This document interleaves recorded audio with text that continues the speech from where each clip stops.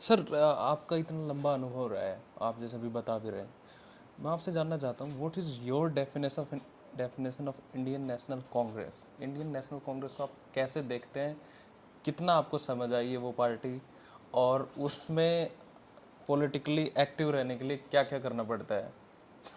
ये दो तीन सवाल ऐसा मैंने दिया जाए कि एक ही में पॉलिटिकली पूछे। एक्टिव रहने के लिए तो वही करना पड़ता है जो और पार्टियों में करना पड़ता है। आपको लोगों से जुड़ा रहना पड़ता है। सबसे बड़ी बात तो ये होती है, लोगों से आप मतलब जुड़ा मेरे कहने रहे। और एक्टिव रहने दूसरी का बात ये मतलब हुई टिकट कि विकट मिलना। हाँ, टिकट मिलना मुलना वो एक चांस की बातें होती है। मैं इसको चांस मानता हूँ कि मुझे चांस नहीं मिलना था, नहीं मिलना था तो नहीं मिला, कोई बात को नहीं। ये मैं किसी को ब्लेम गेम मैं नहीं करता। आज मैं टिकट से वंचित तो मैं यूँ कहती इसने ये कर दिया, उसने वो नहीं कर दिया, इन चीज़ों में नहीं पड़ता। हाँ ठीक है, कहीं न कहीं नहीं मिली है, मुझे अफसोस है, उसका दुख है ज़रूर इसमें, लेकिन जो हो गया उसको मंजूर भी है। ऐसा नहीं कि कोई हम अब इस स्टेज पर आकर अपने एक छोटे से लाभ के लिए हम रिएक्ट करें। और जो पार्टी आज के दिन देश के प्रजातंत्र को रिवाइवल की लड़ाई लड़ रही है, देश के अंदर जितनी संवैधानिक संस्थाएं हैं उनको बचाने की लड़ाई लड़ रही है, देश के अंदर जाति पाति फैला हुआ है, देश के अंदर धार्मिक उन्माद जैसे फैला रखा है, इन चीज़ों के लिए पार्टी आज लड़ रही है कांग्रेस पार्टी, जो इसकी पुरानी मान्यता ही रही है। जब ये पार्टी बनी थी, धीरे धीरे धीरे धीरे बाद में पॉलिटिकल रूप ले लिया। पहले एक एडवाइजरी कमेटी बनाई थी अंग्रेज़ों के टाइम में, और फिर उसके बाद जब देश आज़ाद हो गया तो पॉलिटिकल ये इलेक्टोरल प्रोसेस है, इसमें कांग्रेस पार्टी आ गई। और कांग्रेस पार्टी ने अच्छा देश के लिए किया था, देश को एक सूत्र में बांधना। देखिए आप उस टाइम कितनी तो स्टेट्स थी, प्रिंसली स्टेट्स हैं, पर अब और वो क्या क्या कांग्रेस नहीं था। और अब वाली कांग्रेस में तो उन बहुत चीज़ों फर्क से है निकल सर। कर देश को कांग्रेस पार्टी ही आगे लेके आई थी, इसमें कोई दो राय नहीं है। और वो उसी रूप में मैं देखता हूँ कि आज अगर देश के अंदर कोई सुधार हो सकता है तो नंबर एक तो देखिए कि आपको स्ट्रॉन्ग पार्टी बहुत ज़रूरी है। चाहे कांग्रेस पार्टी की मेजोरिटी थी तब भी अपोजिशन जरूरी थी, और आज बीजेपी अलाइड हैं, उनके साथ भी कांग्रेस पार्टी का और अलाइड का मजबूत होना ज़रूरी है देश के लिए। और मैं मानता हूँ कि इस बार जो मतदाताओं ने किया है वो देश की डेमोक्रेसी को बचाने के लिए किया है, देश के संविधान को बचाने के लिए किया है, और उसमें काफ़ी कामयाबी मिली है। जैसे राहुल जी हैं, 2 बार अपोजिशन लीडर नहीं बन पाए कांग्रेस के, तो उससे धीरे धीरे मतलब एक देश को नुकसान होने लग रहा था, क्योंकि एक तरफ से आप तानाशाही फैला रहे थे, आपका मुकाबला करने के लिए कुछ था नहीं, ना पार्टी थी ना कोई लीडर बचा था उस टाइम। क्योंकि आप संवैधानिक जगह बैठेंगे ना अपना, तभी आप उसका इस्तेमाल कर सकते हैं।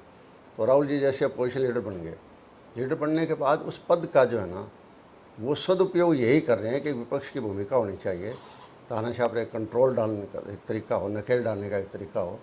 वो तरीका देश को लोगों ने दे दिया, और दे दिया तो आज जो है ना, जो मोदी जी जिस तरह से पहले करते थे तानाशाही का, उस बात पर काफ़ी हद तक उन पर कंट्रोल आया है। सर पर आप एक चीज़ ये भी देखिए ना कि लीडर ऑफ अपोजिशन भी हैं कांग्रेस के, वो मेन लीडर हैं, उसके बाद भी जम्मू कश्मीर और हरियाणा के चुनाव हो रहे हैं, वो स्टिल फॉरेन ट्रिप्स पे होते हैं, और वो भी इतने क्रूशियल चुनाव हैं जम्मू कश्मीर के और अलॉन्ग विद हरियाणा। तो अभी तो कोई कांग्रेस ने अपने बड़े नेताओं की रैली या ऐसा कोई प्लान आउट ही नहीं किया है। और उसके अपार्ट आप ये देखिए कि हरियाणा कांग्रेस तो इतनी खबरें आती हैं कि आज शैलजा छोड़ देगी, आज हुड्डा ने न्यू कर दिया, आज रणदीप ये बोल रहा है, तो मतलब पूरे धड़ों में बटी हुई कांग्रेस है। आप इस गुटबाजी को और आप अपने मेन लीडर की पॉलिटिकल जो एक्टिवनेस है उनकी, उसको आप किस तरीके से देखते हैं? देखिए पॉलिटिकल एक्टिव हैं सभी लीडर्स हैं, और सभी अपनी अपनी जगह काम कर रहे हैं। जहाँ तक आप कहते हैं कि हमारी सेंट्रल लीडरशिप के प्रोग्राम अभी नहीं हुए हैं, तो देखिए जो पार्टी ये सोचती है कि हम लड़ रहे हैं और अच्छे बहुमत के साथ हम आ रहे हैं, उसके बाद लीडरशिप को लास्ट के टाइम में टाइम देते हैं कि ताकि लोगों में और जोश आ जाए।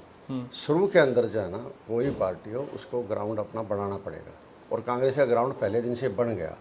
और कहीं भी जो है ना आज बीजेपी कहीं नज़र नहीं आ रही है, इसलिए बीजेपी के बड़े बड़े नेता आ रहे हैं। कांग्रेस को इसलिए नहीं जरूरत पड़ी कि बड़े बड़े नेताओं को लास्ट टाइम भी रखा जाता है ताकि वो एक अलग से बूस्ट दे जाएं।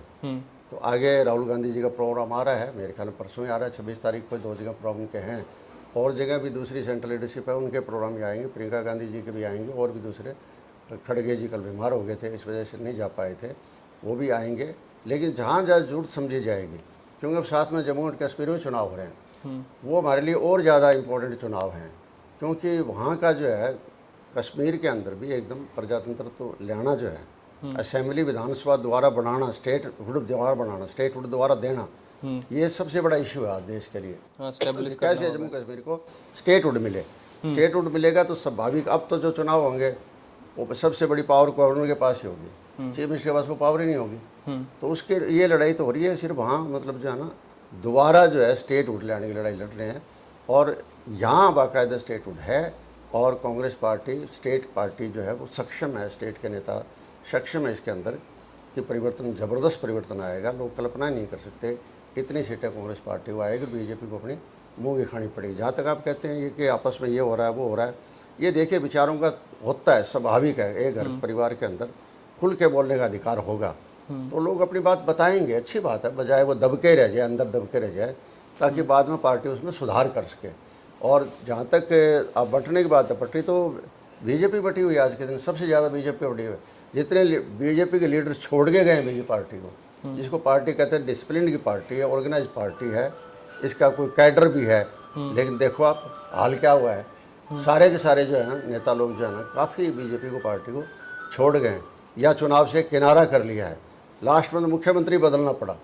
अब आप एकदम देखिए चुनाव का टाइम आ रहा है, उसके ऊपर मुख्यमंत्री बदलते हो, इसका मतलब है कुछ न कुछ तो है, आप में कमी है, आप पर उस कमी को मेकअप नहीं कर पा रहे हैं। अब मान लो पिछले 9.5 साल की सरकार रही बीजेपी की, क्या ये 2 महीने में लोग भूल जाएंगे? इन दिनों अनाउंसमेंट करेंगे, इन दिनों अनाउंसमेंट जो कर रहे हैं ना वो सारे मान रहे हैं कि कांग्रेस के प्रेशर में आके ये अनाउंसमेंट कर रहे हैं। तो लोग इतने जल्दी नहीं भूलते इनको, चाहे वो किसानों के साथ हुआ अन्याय हुआ, युवा के साथ अन्याय हुआ, ना नौकरियां निकली, नौकरियां निकाली गई, तो टेस्ट हुए 300 किलोमीटर दूर जाके, और जो पेपर लीक हो गए, पेपर कैंसिल हो गए। उस परिवार पर क्या बीतती है जिसका बच्चा साल साल तैयारी करता है, साल तैयारी करके खर्चा भी लगाता है, माँ बाप की कुछ उसके ऊपर होप्स हो जाती हैं, खुद अपना करियर बनाने का भी उसके दिमाग में रहता है, और वो चीज़ें एकदम ख़त्म हो जाए। ये आर्मी की भर्ती हुआ करती थी, हरियाणा का ज़्यादा जवान सबसे ज़्यादा हरियाणा का आर्मी में जाता था। हमारी आबादी 2% है देश के मुकाबले में, और 10% जो है ना सेना भर्ती होते थे। तो सेना में एक तो जज्बा था लोगों के अंदर भी, देश के लिए लड़ना है, देश के लिए काम करना है हमने, और दूसरा वो एक जॉब भी थी साथ में, उसको भी इन्होंने 4 साल का कर दिया। तो अब ये कोई बात थोड़ी है, कोई आप जो न्यारी एक सेना 4 साल वाली बना दी, क्या कैरियर रहेगा आपका? 17 से 21 साल की उम्र तक भर्ती हो सकती है। मान लो जो बच्चा 17 साल की उम्र में लग गया और उसके बाद में वो 21 साल की उम्र में वापस आ गया घर, क्या बीतेगी उसके अंदर, और क्या उसके पेरेंट्स पर बीतेगी? कोई होप लेके नहीं आ रहा है, कोई विजन लेके नहीं आ रहा है, कोई किसी किस्म की स्पोर्ट्स लेके नहीं आ रहा है। तो इस तरह आएंगे तो ये जवानों के साथ भी हो रहा है। एजुकेशन और हेल्थ सिस्टम बर्बाद करके छोड़ दिया इस सरकार ने, जो कि सबसे ज़्यादा ज़रूरी है।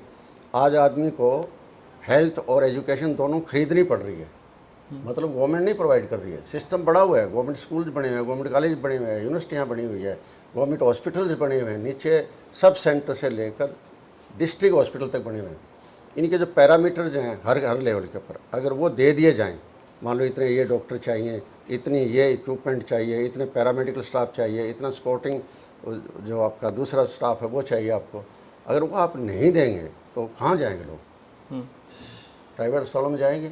आज ये जो इंश्योरेंस वगैरह निकाल रहे हैं, ये हो रहा है वो हो रहा है, मैं तो इसको गलत समझता हूँ। इसके बजाय जो है ना आप अपने जो गवर्नमेंट के हॉस्पिटल हैं उनको मजबूत करो, ताकि कहीं गड़बड़ नहीं होगी और उन हॉस्पिटल में आपका इलाज होगा। वरना ये आप करते रहेंगे, बीच के आदमी को आप पैसा दे रहे हो, प्राइवेट हॉस्पिटल को पैसा दे रही है सरकार, दे रही है। इसी तरह से प्राइवेट स्कूल के लिए सरकार दे रही है कि 1100 रुपये देंगे बच्चे को, प्राइवेट स्कूल में जो दाखिल होगा। इसका मतलब आप प्राइवेट स्कूल की तरफ इनिशिएट कर रहे हो, अपने टीचर की भर्ती पूरी क्यों नहीं कर लो? फिर यही हाल महिलाओं के साथ हुआ। हरियाणा हमारे यहाँ खेलों के अंदर बना हुआ है, उन जो हमारी महिला पहलवानों के साथ हुआ, ऐसा तो कभी दुनिया में हुआ ही नहीं। किस तरीके से जो मेडलिस्ट थी जिन्होंने तिरंगा लहराया तो दूसरे देशों में जाके उनको सड़कों पर घिसा गया, कितना उनकी बेइज्जती की गई थी। एक 100 ग्राम की वाली बात जाती है, वजन की आती है विनेश की, मैं इसको कॉन्स्पिरेसी मानता हूँ। कहीं नहीं किस लेवल पर हुई है देखिए, वो तो इंक्वायरी से पता लगता है, लेकिन हुई ज़रूर है। जो लड़की ओलंपियाड को हराई, ओलंपियाड जो चैंपियनशिप थी उसको हराया, वर्ल्ड चैंपियन को हराया, और वो अमेरिका की लास्ट में लड़की आ रही, उसको तो 1 मिनट में ही था। अमेरिका के पूरा इसलिए अच्छे बढ़िया रहे नहीं है घर कोई। तो इस तरह की चीज़ें हुई है। इसी तरीके से चाहे कर्मचारी हैं उनके साथ हुआ है, इसी तरीके से चाहे दुकानदार उनके साथ हुआ है। एक माहौल बहुत गंदा बन गया स्टेट के अंदर। एक तो करप्शन इतनी फैल गई है, अब रोज़ कहते हैं ना हम गिरफ्तार करते हैं, इसका मतलब ये है कि करप्शन आप गिरफ्तार करते हो तो भी हो रही है।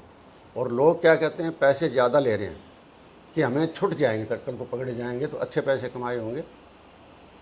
इसी तरीके से लॉ एंड ऑर्डर का है हाल थोड़ा ही, रोज़ाना धमकियाँ दी जा रही है, फायरिंग हो रही है, इतने पैसे दे दो, फिरौतियाँ मांगी जा रही है। हरियाणा में ये चीज़ें नहीं थी पहले, बॉम्बे वगैरह में, दिल्ली वगैरह में होती थी, यहाँ नहीं थी। यहाँ हर जगह छोटे छोटे आदमी के ऊपर भी जो है ना, ये गैंग आ गया, वो गैंग आ गया, गैंग के नाम से मतलब फायरिंग करके जाते हैं, लूटने के लिए जाते हैं। तो आज माहौल बचा नहीं है। अब देखिए हिसार के अंदर ही परसों एक जो है रिटायर्ड बैंक कर्मचारी था, दिन के दिन धोड़े में 9 साढ़े 9 बजे सुबह के टाइम में वो बेचारा मंदिर की धोख मार कर अपने घर जा रहा था, उसको 5-6 लोगों ने उसको पीट के मार दिया। तो मतलब किसी के कोई जीवन सुरक्षित नहीं रह गया है। हर आदमी अपने आप को ऐश्वर्य की समझता है। घर परिवार के लोग सोचते हैं कि हमारा जो अर्निंग मेंबर है ये किसी तरह से घर में सुरक्षित आ जाए, हमारे बच्चे जो पढ़ते हैं वो सुरक्षित होकर आ जाएँ। ओके। तो मतलब इस तरह की चिंता सारी है। तो इस चीज़ को सुधारने के लिए एक ऑर्गेनाइज्ड वे में और सबसे ओल्डेस्ट पार्टी है कांग्रेस पार्टी, वो दोबारा आए, ताकि लोग चाहते हैं ये जो समस्याएं 10 साल में पैदा हुई हैं उन समस्याओं को ख़त्म किया जाए, ख़त्म करके स्टेट को आगे ले जाया जाए।